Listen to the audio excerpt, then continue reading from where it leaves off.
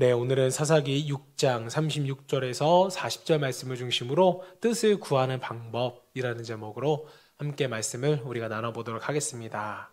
자, 그리스도인에게 있어서 하나님의 뜻을 발견하는 것보다 더 간절하고 아마 어려운 일은 없다고 저는 생각을 합니다. 우리가 예수를 믿은 이후부터는 하나님의 뜻을 찾기 위하여서 저와 여러분 모두가 아마 나름대로 고민을 해보았을 것입니다. 은혜를 좀 받은 사람들은 하나님의 뜻을 알고 그 길로 달려나가기를 간절히 원합니다. 자, 그런데 문제는 하나님의 뜻이 원하는 만큼 우리에게 분명하게 다가와요, 안 다가와요? 하나님의 뜻이 좀 명확했으면 좋겠는데 우리에게 명확하게 잘 다가오지는 않는다고 느껴집니다. 이것이 정말 하나님의 뜻이란 게 정확하게 느껴진다면 정말 나의 모든 것을 다 걸고 한번 해볼 텐데 뜻인 것 같기도 하고 아닌 것 같기도 하고 그래서 뜻을 잃고 방황하는 그리스도인들이 얼마나 많은지 모르겠습니다. 예를 들어서 누구와 결혼할 것인가? 이 직장을 더 다닐 것인가? 이사를 가야 하나 말아야 하나? 수많은 선택 앞에서 우리는 고민하며 때로는 방황을 하더라는 것입니다. 자, 그리고 이 모든 일에 대해서 하나님의 뜻을 알고 싶어 한다는 것이죠. 오늘 본문에 나오는 기도원도 하나님의 뜻을 너무나도 알고 싶은 나머지 한 가지 방법을 사용합니다. 그것이 무엇입니까? 양털을 사용하는 거예요. 기드온이 하나님의 뜻을 찾기 위해서 양털을 사용한 이 본문은요, 웬만한 주일학교 아이들이라면 다 아는 내용입니다. 누구만 몰라요? 네, 주일학교 야간 나오신 성도님들만 잘 모릅니다. 자, 내용은 이래요. 하나님께서 기드온에게 이스라엘을 구원하라고 하셨는데 기드온이 자신이 없으니까 양털을 가지고 하나님께 뜻을 구하는 거예요. 하나님이 내일 땅이 말라 있는데 양털만 이슬이 맺히게 하신다면 이것이 하나님의 뜻으로 알고 내가 순종하겠습니다. 만약에 이것이 젖어 있지 않으면 못하겠다고 기드온이 하나님께 양털로 하나님의 뜻을 구하는데 다음날 정말로 양털에는 이슬이 가득한데 땅은 메말라 있던 거예요. 그래서 기드온이 이번에는 땅은 젖어 있고 양털만 마르면 하나님의 뜻이라고 믿겠다고 다시 한 번 더 하나님께 요청을 하는데 이번에는 반대로 땅은 젖어 있고 양털은 바싹 말라 있어서 이스라엘을 구원하는 것이 하나님의 뜻임을 기드온이 받아들이게 된다는 내용의 이야기입니다. 저는 이 구절을 볼 때마다 저도 하나님의 뜻을 알고 싶어서 비슷한 요구를 하나님께 해본 적이 있습니다. 그때가 언제냐면 제가 고3 때 아버지의 권유로 이제 신학대학교 원서를 쓰게 됩니다. 자, 그런데 저는 그때까지만 해도 운동을 너무나도 하고 싶은 마음이 있었고 또 한편으로는 신학대학교에 들어간다는 게 뭐 그다지 나쁘다고 생각은 안 했습니다. 중고등학교 시절에도 이제 주변에 있는 목사님들이 채훈이는 나중에 목사가 되면 좋겠다라고 여러 번 말씀을 해주셨기 때문에 저도 신학대학교에 가보는 것이 나쁘지만은 않을 것 같다라는 생각을 했었고 이미 그때는 저희 아버지께서도 목사가 되신 이유였기 때문에 주변에서 적극적으로 추천을 한 상태였습니다. 자, 그래서 저도 하나님의 뜻을 좀 알고 싶어서 내가 정말 신학교에 가는 것이 맞나? 이것이 정말 하나님의 뜻인가라는 궁금증이 오잖아요. 그래서 그때가 마침 저희 가족들이 일주일 동안 금식하며 기도원에 간 적이 있었는데요. 제가 하나님께 이때 기도했습니다. 하나님, 제가 신학교에 원서를 썼는데 이게 정말 하나님의 뜻인지 저는 잘 모르겠습니다. 하나님의 뜻을 좀 보여주세요. 자, 그래서 제가 뭘 하나님께 부탁했냐면 하나님, 오늘 제가 이 기도원에서 방언을 좀 받으면 하나님의 뜻으로 알겠습니다. 하나님께서 정말 저를 신학교에 보내신 줄로 믿겠습니다. 그래서 이렇게 기도를 하고 제가 입을 떼자마자 제 입에서 뭐가 나왔을까요? 방언이 나왔습니다. 놀랍게도. 네, 안 믿는 것 같은데 방언이 나왔어요. 정말 하나님께 간절히 바랐는데 입술을 떼자마자 방언이 나오는 거예요. 막 그런 거 있잖아요. 일로 와보세요. 따라해보세요. 라라라라로로 이렇게 아니라 그냥 정말 입을 떼자마자 방언이 나와서 저도 너무나도 놀랐습니다. 제가 이때 기적적으로 하나님의 뜻을 발견하고 오늘날 이렇게 뭐가 됐어요? 목사가 됐어요. 사랑하는 여러분, 성도님들은 하나님의 뜻을 어떻게 찾고 계시나요? 우리 모두는 하나님이 기드온에게 하신 대로 하나님의 뜻을 우리에게 기적적으로 분명하게 말씀해 주기를 원하실 때가 있습니다. 단 몇 초라도 좋으니 하나님께서 나타나셔서 정말 꿈에라도 나타나셔서 그렇다 혹은 아니다 라고 말씀해 주시기를 원합니다. 이게 진짜인지 유머인지는 잘 모르겠는데 어떤 성도님들은요, 눈을 감고 성경을 편 다음에 이거 아시죠? 이게 손가락으로 이렇게 짚어보는 거. 이렇게 내가 짚었을 때 이 말씀 구절이 하나님의 뜻인 줄로 알겠습니다 라고 생각을 한 뒤에 눈을 감고 말씀을 정말 피고 찍어봤더니 하필이면 거기에 이런 말씀이 나왔대요. 유다가 목매어 죽으니라. 이 구절이 나온 겁니다. 그래도 이건 아니지. 하나님의 뜻은 아니지. 다시 한 번 더 하나님 기회를 주세요라고 주여라고 기도한 다음에 다시 한 번 더 성경을 펼치고 눈을 감고 찍어보니까 다음에는 이 성경 구절이 나왔다고 합니다. 가서 너도 이와 같이 하라. 이것도 아니다 싶어서 3-4번 기도한 다음에 펼쳐봤더니 거기에는 이렇게 적혀져 있었습니다. 어느 때까지 둘 사이에서 머뭇머뭇 하려느냐. 유머로 만들어낸 이야기겠죠. 우리는 성경에 나온 기적이 우리에게도 일어나기를 희망합니다.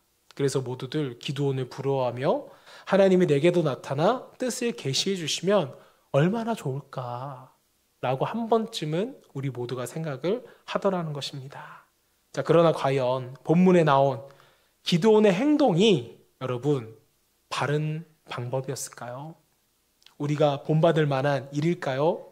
저도 비슷한 행동을 했지만 과연 하나님께 이렇게 간구하는 것이 옳은 행동이냐고요. 성경은 과연 오늘의 기도원을 칭찬하고 있습니까? 다시 말하면 하나님은 지금도 당신의 뜻을 확정하기 위해 우리에게 이런 기적을 사용하시기를 원하실까요? 많은 그리스도인들은 기도원의 양털 기적이 하나님의 뜻을 찾는 아주 좋은 방법이라고 생각을 합니다. 자, 그러나 본문을 자세히 들여다보면 여기에는 몇 가지 문제점이 있습니다. 자, 먼저 기드온은요, 하나님의 뜻을 이미 알고 있었어요, 모르고 있었어요? 이미 알고 있었다라는 것이죠. 36절 말씀 보세요. 기드온이 하나님께 여쭈되 주께서 이미 말씀하신 같이 내 손으로 이스라엘을 구원하시려거든. 자, 보시면 주께서 이미 말씀하신 같이 해서 하나님이 이미 기드온에게 나타나셔서 하나님의 뜻을 명확하게 알려주셨다는 것을 우리는 알 수가 있습니다. 기드온의 손으로 이스라엘을 구원하려고 한다. 이렇게 분명히 말씀하셨습니다. 기드온은 하나님의 뜻을 알았죠. 기드온을 통해 이스라엘을 구원하는 것, 그것이 분명 하나님의 뜻이었습니다. 자, 하나님은 기드온을 향해 당신의 뜻을 확증하기 위해서 기드온에게 성령을 부어주시고 무려 32,000명이나 되는 이스라엘 백성들을 기드온 앞에 모이게끔 하셨습니다. 앞서 우리가 말씀을 나눴듯이 원래 기드온은 용사가 아니라 어떤 사람이었어요?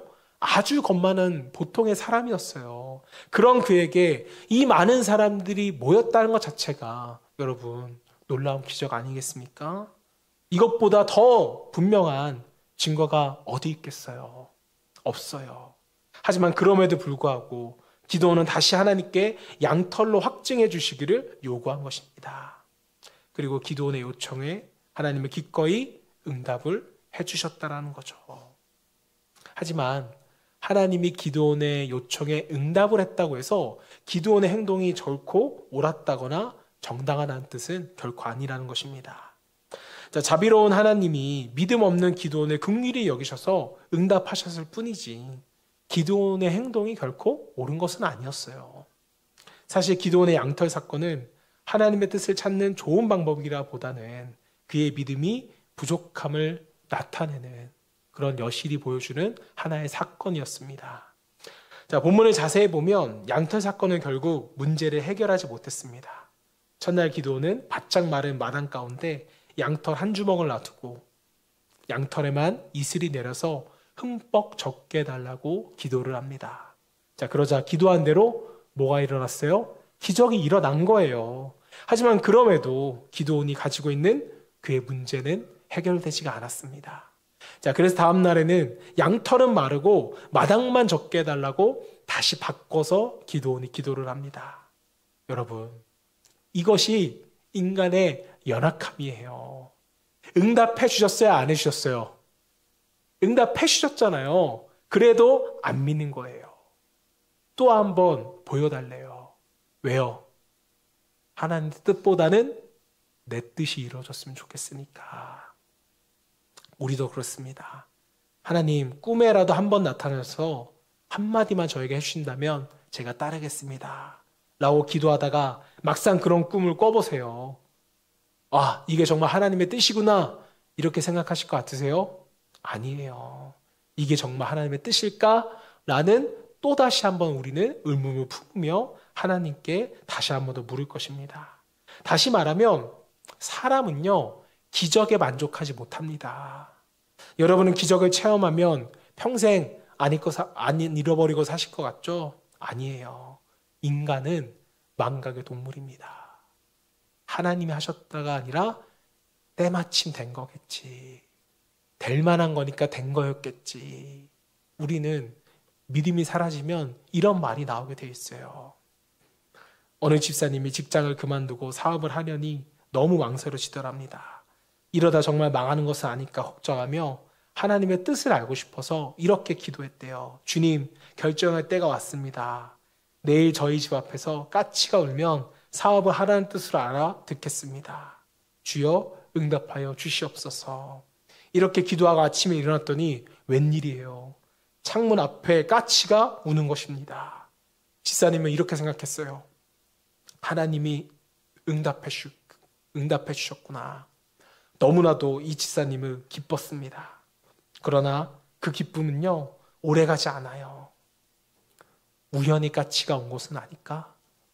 이런 의심이 바로 그 뒤에 생기기 시작한 것입니다. 여러분, 이것이 기적의 한계라는 거예요. 하나님은 우리가 양털의 기적을 통해 하나님의 뜻을 확인하는 것을 원치 않으십니다. 이것은 하나님의 방법이 아니에요. 자, 그러면 어떻게 하나님의 뜻을 확인할 수 있을까? 오늘 말씀을 통하여서 하나님의 뜻을 아는 방법을 짧게 우리가 두 가지만 나눠보도록 하겠습니다. 죄송한데 뒤에 난방 좀 꺼주시면 감사하겠습니다. 네, 난방을 계속 키면 입이 너무 말라서.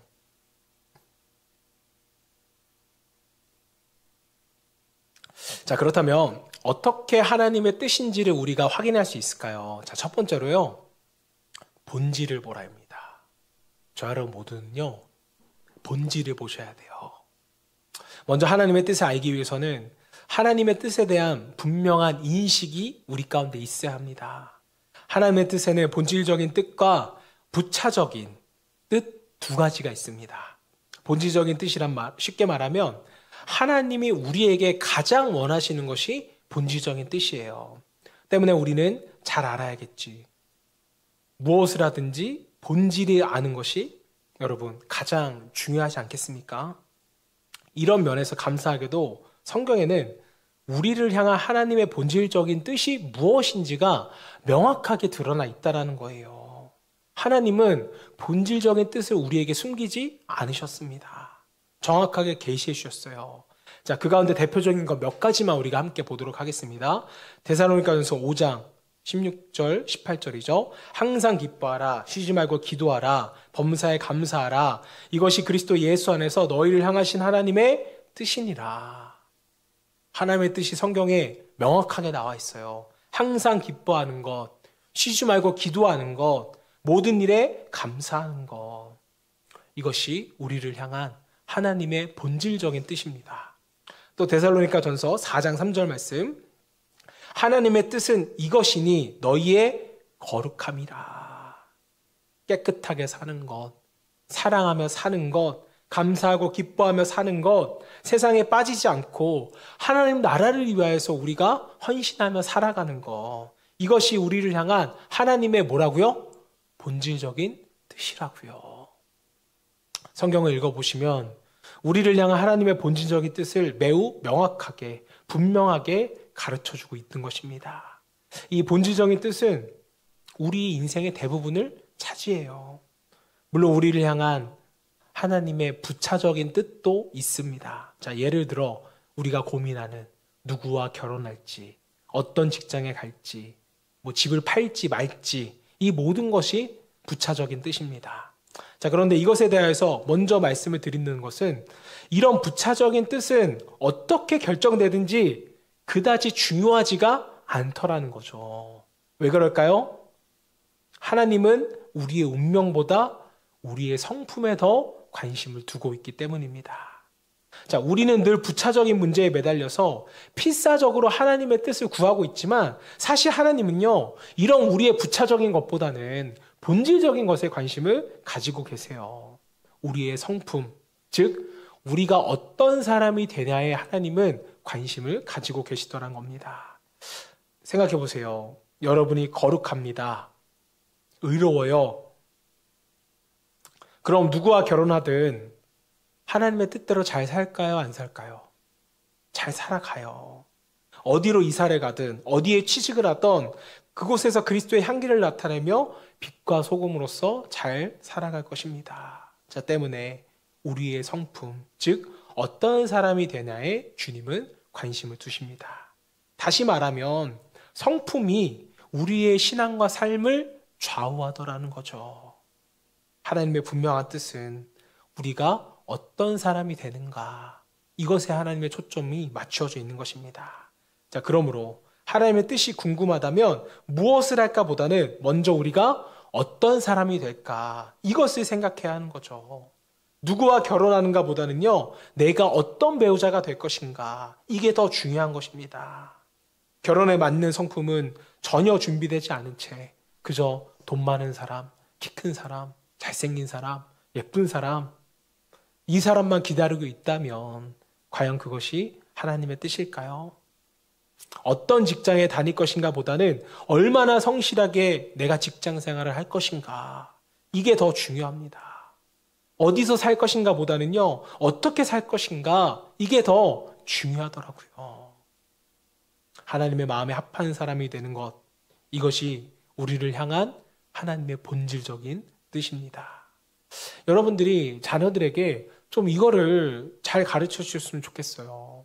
이제 새 학기가 되는데 제발 좋은 선생님, 좋은 친구 만나게 해달라고 기도하지 마시고요. 좋은 제자가 되고 또 좋은 친구가 되어주는 건, 이것을 위해서 우리가 기도하고 가르쳐줘야 합니다. 왜요? 이것이 본질적인 하나님의 뜻이기 때문입니다.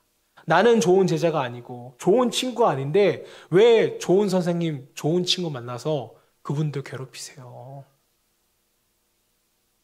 하지만 그럼에도 불구하고 많은 그리스도인들이 하나님의 본질적인 뜻보다 부차적인 뜻을 더 중요시 여기고 그것을 찾으며 살아가고 있다는 것입니다. 이게 왜 그럴까요? 부차적인 것이 더 우리의 유익과 직접적으로 관련이 되어 있기 때문입니다. 부차적인 문제에 초점을 맞추고 사는 사람들은요, 늘 하나님께 양털로서 확증받기를 원하는 거예요. 하나님이 꿈에서 말씀해 주시거나 기적을 베푸시거나 확증을 보여주시기를 원합니다. 자, 그것도 안 되면 자신보다 더 영성이 높은 사람들의 허락이라도 받고 싶어 하더라는 거죠. 목사님이나 용환 권사님의 입을 통해서라도 확증을 받고 싶어 하는 것입니다. 왜 그럴까요? 그 밑바닥에는 이 길이 하나님의 뜻이 아니면 어떡하지? 그래서 내가 망하면 어떡하지? 라는 두려움이 우리 가운데 내재되어 있기 때문입니다. 자, 그리고 그 내면을 자세히 들여다보면 겉으로는 하나님의 뜻을 구하는 것 같지만 결국 하나님의 나라에 대한 걱정과 손해를 우리가 걱정하기보다는요, 나를 걱정하는 거예요. 내 이기심이 자리 잡고 있다라는 것입니다.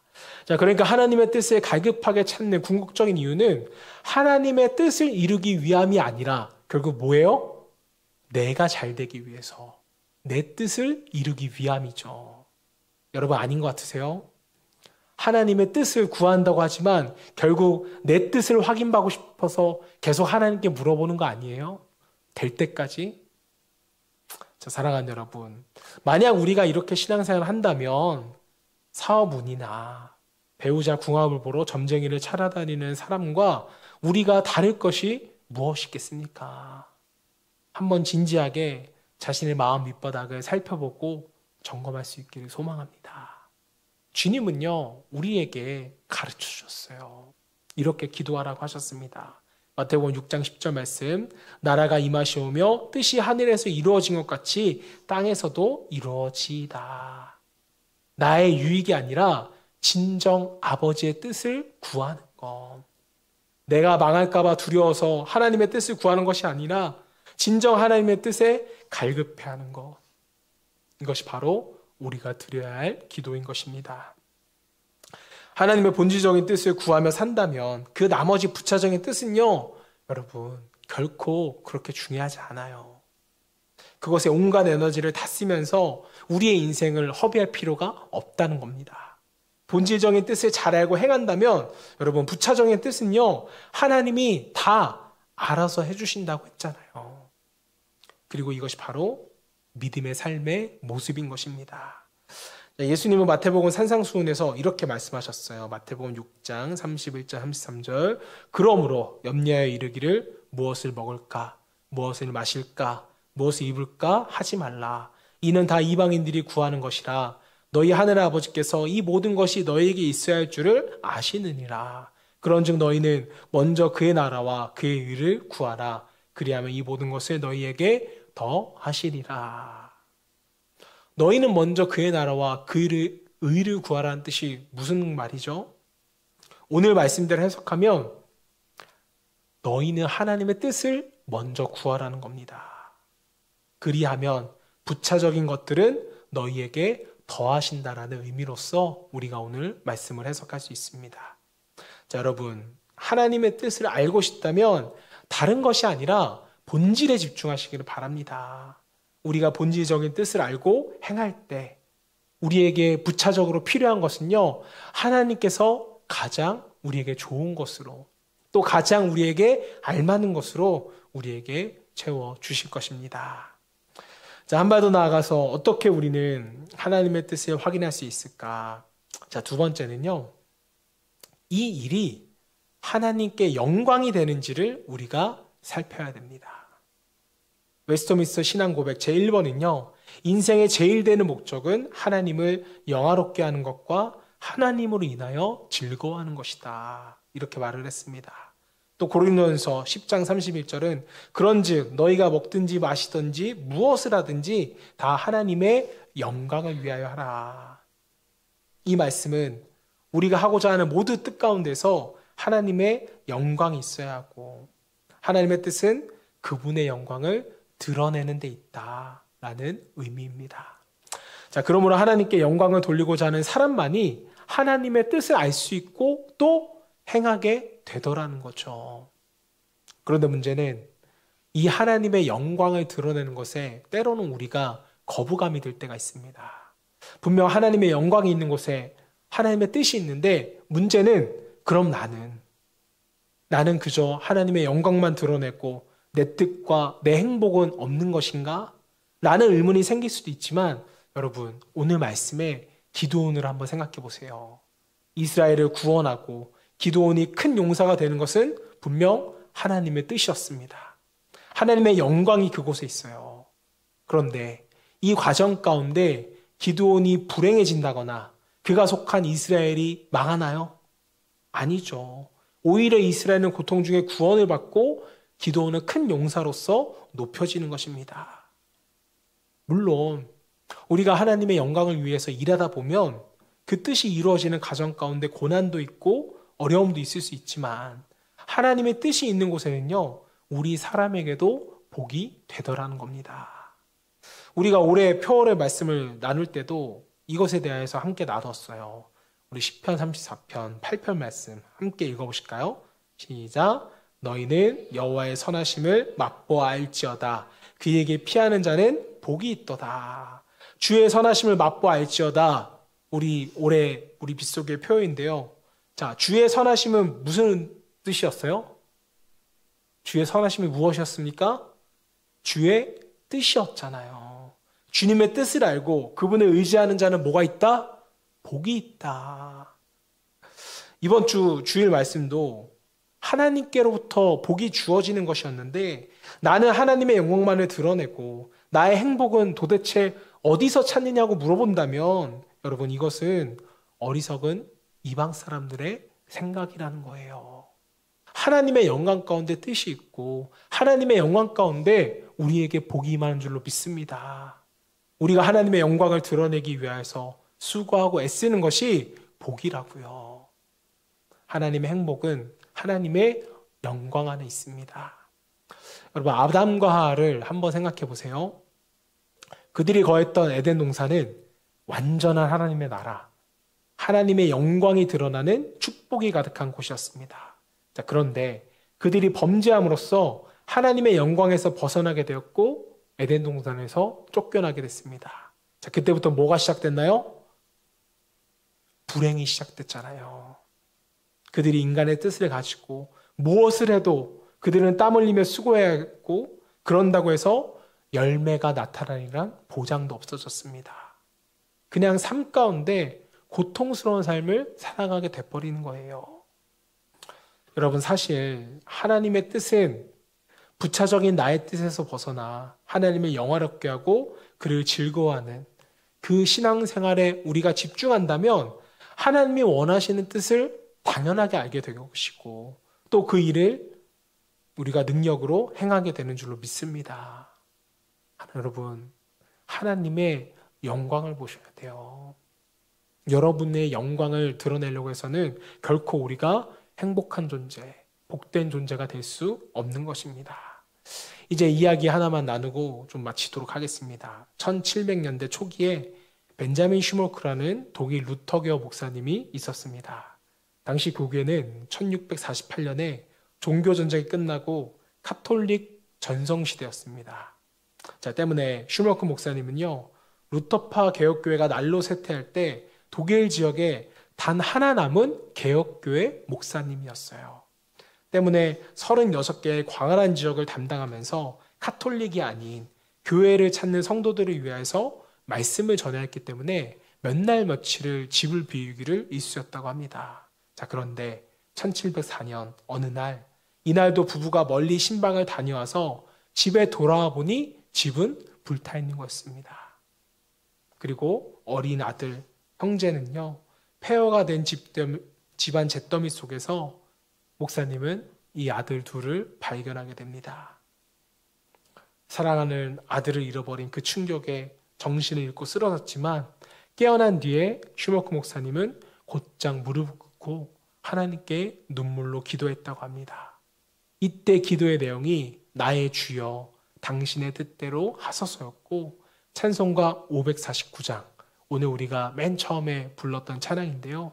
슈모크 목사님의 작시가 가사가 되어서 만들어진 찬양이 바로 오늘 우리가 불렀던 첫 번째 찬양입니다. 슈모크 목사님의 시를요, 제가 한번 읽어드리도록 하겠습니다. 나의 예수님, 주님께서 뜻하신 대로 오 내 뜻을 주의 뜻대로 하소서. 주의 사랑의 손에 내 모든 것을 맡깁니다. 슬픔을 통해서나 기쁨을 통해서나 나를 주의 소유로서 다루시고 내가 주의 뜻이 이루어지이다 라고 말하도록 계속 나를 도우소서. 슈모크 목사님의 이 고백은요, 인생 최대의 절망적인 상황에서 체념하듯이 이제 주님 뜻대로 하세요, 이런 고백이 아니라 주님의 뜻은 나에게 은혜 되셔서 영광이 되어집니다, 찬양이 되어집니다 라는 고백이고, 나의 고통과 나의 슬픔마저도 하나님의 뜻이 될 수 있다는 초월적인 믿음의 고백인 것이었습니다. 자, 슈모크 목사님은 어떻게 이런 놀라운 고백과 믿음을 보여줄 수 있었던 것일까요? 목사님은 내 뜻에 집중하는 것이 아니라 하나님의 뜻으로 나의 상황과 문제를 해석해냈기 때문입니다. 물론 사랑하는 자녀들이 먼저 죽는다는 것은 너무나도 마음이 아픕니다. 하지만 이것조차도 선하신 하나님의 뜻 가운데 은혜로 바꿔주실 것을 믿기 때문에 슈머크 목사님은 이런 어려운 상황을 견뎌내는 것입니다. 나중에는요, 이분이 뇌졸중으로 쓰러져서 오른팔, 오른다리가 마비돼요. 하지만 그럼에도 불구하고 또 복음을 전하기 위해서 나가십니다. 말년에는 백내장으로 앞을 거의 보지 못했는데도 그럼에도 불구하고 복음을 전하는 데는 지장이 없다고 말씀하시면서 다시 복음을 전하러 나가셨다고 합니다. 자, 사랑하는 여러분, 우리는 늘 두려운 상황 가운데 있지만 두려워할 필요가 없어요. 어디로 이사 가야 하는가, 무슨 사업을 해야 하는가, 뭘 하며 먹고 살아야 하는가 등등 부차적인 뜻도 중요하지만 이러한 일들을 결정할 때 우리는 조금도 두려워할 필요가 없습니다. 하나님은 우리를 사랑하시고 하나님의 뜻이 우리 가운데 있기 때문인 것입니다. 이제는 정말 우리가 내 뜻을 세우기 위해서 고민하고 염려하는 것이 아니라 하나님의 뜻을 우리가 알기 위하여 본질에 좀 더 집중하고 하나님의 영광을 위하여 모든 것을 행할 수 있기를 소망합니다.